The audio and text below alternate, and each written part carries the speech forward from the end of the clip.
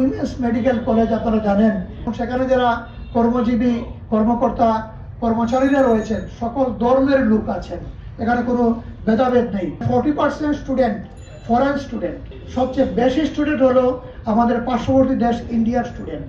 পূর্ববর্তী যারা ক্ষমতায় ছিলেন তারা বরাবরই এরকম সংখ্যা গুরু সংখ্যা লঘু এই ধরনের একটা ডিভাইড সৃষ্টি করে জাতির মধ্যে বিভক্তি তৈরি করার জন্য যে রুল ব্যবহার করতেন, আমরা এখন দেখতে পাচ্ছি আমাদের বন্ধুরা কিনারাও ওই একই বয়ান একই কিচ্ছা কাহিনী আবার রচনা করার জন্য ওনারা মিথ্যাচারের আশ্রয় নিচ্ছেন।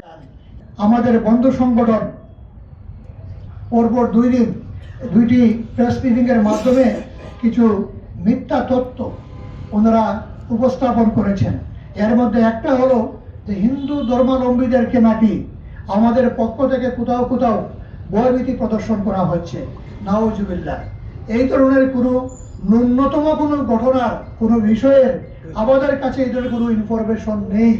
বরঞ্চ আপনারা লক্ষ্য করেছেন যে এই আগস্টের পরিবর্তনের পরে প্রত্যেকটি পূজা মণ্ডপ, প্রত্যেকটি আশ্রম, এমনকি আমাদের বিভিন্ন অন্য ধর্মাবলম্বী যে সমস্ত ভাইরা রয়েছেন প্রত্যেকের বাসাবাড়ি ব্যবসা প্রতিষ্ঠান পাহারাদারি করার জন্য আমাদের নেতাকর্মীরা সেখানে তাদের সাথে যোগাযোগ করে এই দায়িত্ব পালন করেছেন। এবং আপনারা এটাও লক্ষ্য করেছেন, আপনারাও প্রচার করেছেন, পত্রপত্রিকায় এসেছে মাদ্রাসা ছাত্ররা পূজা মণ্ডপের সম্মুখে দাঁড়িয়ে পূজা মণ্ডপের পাহারাদারি দিতে রয়েছে। এগুলো ছবিগুলোও প্রদর্শিত হয়েছে। এই জায়গা থেকে এই ধরনের কথা কিভাবে সম্ভব? আমরা গত 2টি দুর্গাপূজা সনাতন ধর্মাবলম্বীদের একটা বড় উৎসব, সেই দুর্গাপূজার উৎসব 2 পূজাতেই আমরা আমাদের পক্ষ থেকে এই সিলেট নগরী সিলেট জেলার বিভিন্ন পূজা মণ্ডপের যারা দায়িত্বপ্রাপ্ত ব্যক্তিবর্গ রয়েছেন এবং তাদের জেলা মহানগরী থানার যে সমস্ত দায়িত্বপ্রাপ্ত ব্যক্তিবর্গ রয়েছেন, হিন্দু বৌদ্ধ ঐক্য কল্যাণ পরিষদের নেতৃবৃন্দ, ওনাদের সাথে আমরা বসে মত বিনিময় করেছি, শুভেচ্ছা বিনিময় করেছি, কিভাবে ওনারা নির্বিঘ্নে ওনাদের ধর্মীয় এই সমস্ত বিষয়াদি পালন করতে পারেন। আমরা আমাদের সহযোগিতার বিষয়টা ওনাদেরকে আশ্বস্ত করেছি এবং প্রয়োজনীয় সহযোগিতা প্রদান করেছি। তিনারা আমাদেরকে এই ব্যাপারে পরবর্তীতে ধন্যবাদও জানিয়েছেন যে আপনাদের সহযোগিতা, আপনাদের যে এই যে এগিয়ে আসার যে বিষয়টা, এটা আমরা আবেগ আপ্লুত হয়েছি। আমরা আপনাদেরকে ধন্যবাদ জানাই, কৃতজ্ঞতা প্রকাশ করি।